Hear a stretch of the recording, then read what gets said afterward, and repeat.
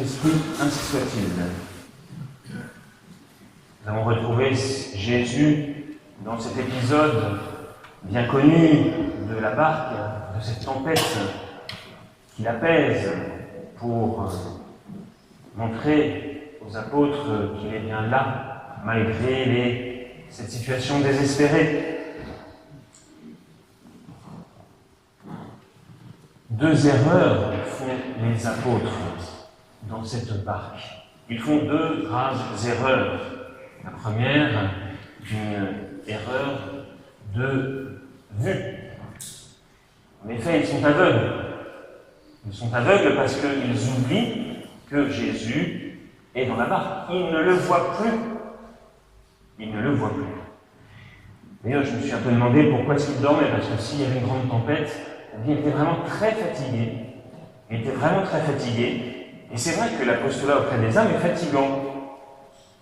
Alors peut-être qu'effectivement, Jésus était très fatigué, et donc qu'il s'est endormi malgré la tempête. Mais toujours est-il qu'il ne le voit plus, alors qu'il est pourtant là, et même physiquement présent. Donc première erreur, ils ne voient plus Jésus. Ils sont donc aveuglés.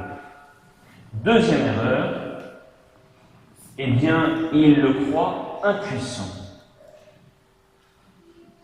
Ils oublient la toute-puissance de Jésus. Alors c'est vrai que cela ne sera que le cinquième miracle. Le cinquième miracle de Jésus, il en fera encore beaucoup d'autres. Ils ne connaissent pas encore bien Jésus.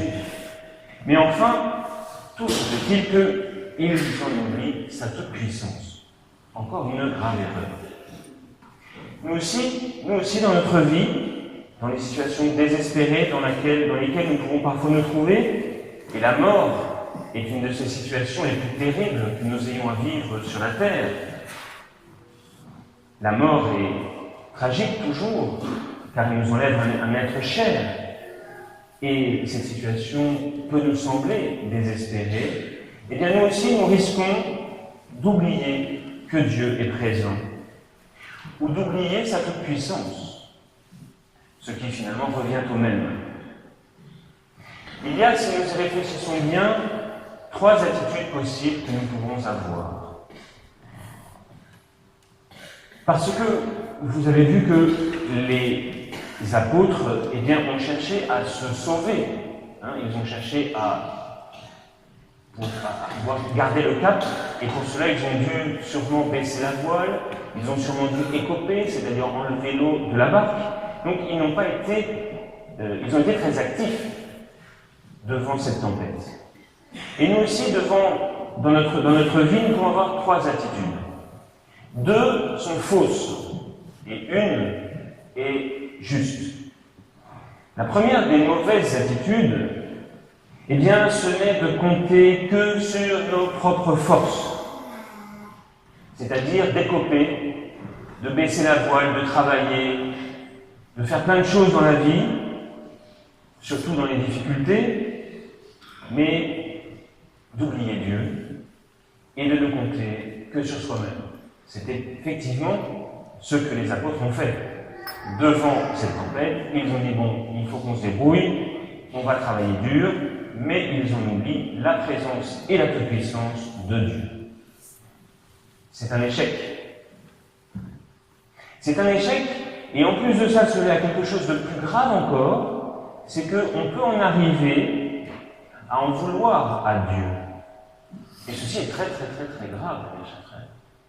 Quand on compte sur ses propres forces, et qu'on voit qu'on n'y arrive pas, eh bien, il y a un risque. C'est une deuxième tentation.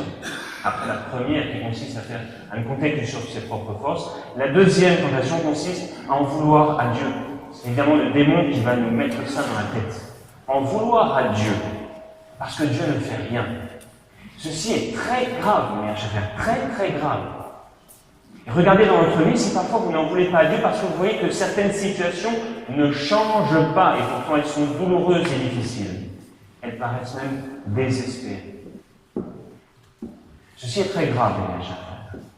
On compte sur ses propres forces, il y a un échec, parce que nous sommes très puissant, et on pourrait ensuite en vouloir à Dieu et nier l'existence de Dieu ou nier sa toute-puissance.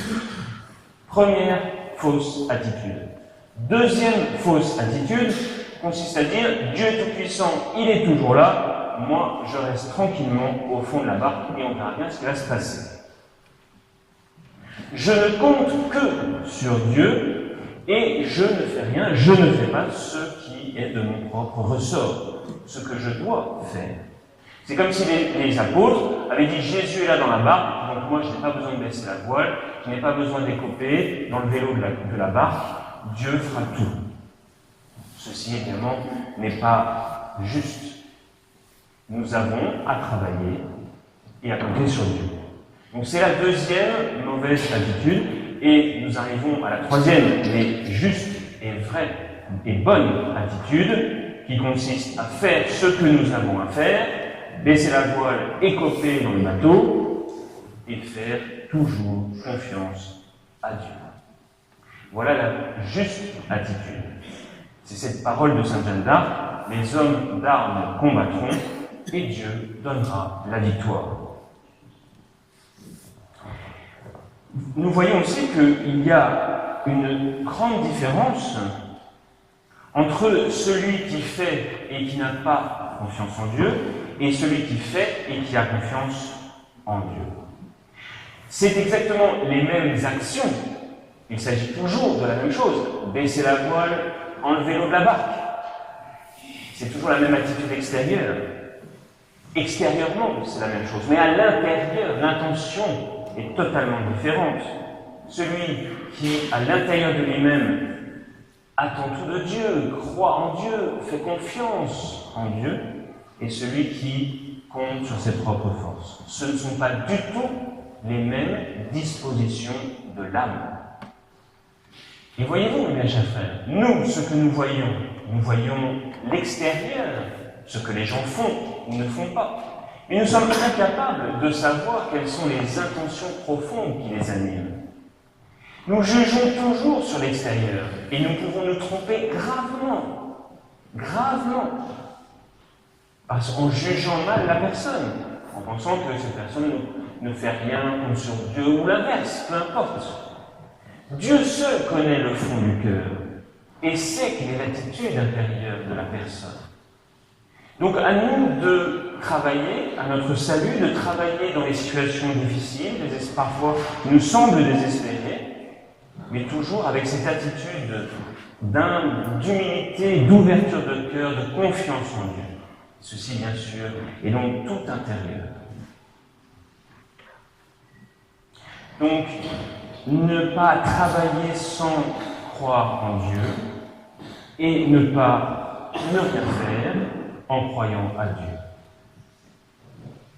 Travailler en s'en remettant, comme si Dieu n'était pas là, mais en fait, dans une immense confiance en Dieu. Dieu est toujours présent, même si je ne le vois pas aussi clairement que j'aimerais le voir. Bien sûr, donc, regardons nos dispositions intérieures. Travaillons à notre salut, au salut des âmes, à la conversion des pécheurs. Travaillons, faisons ce que nous avons à faire dans chaque circonstance de notre vie, aussi difficile soit-elle, avec une immense confiance en Dieu. Au nom du Père et du Fils et du Saint-Esprit, ainsi soit-il.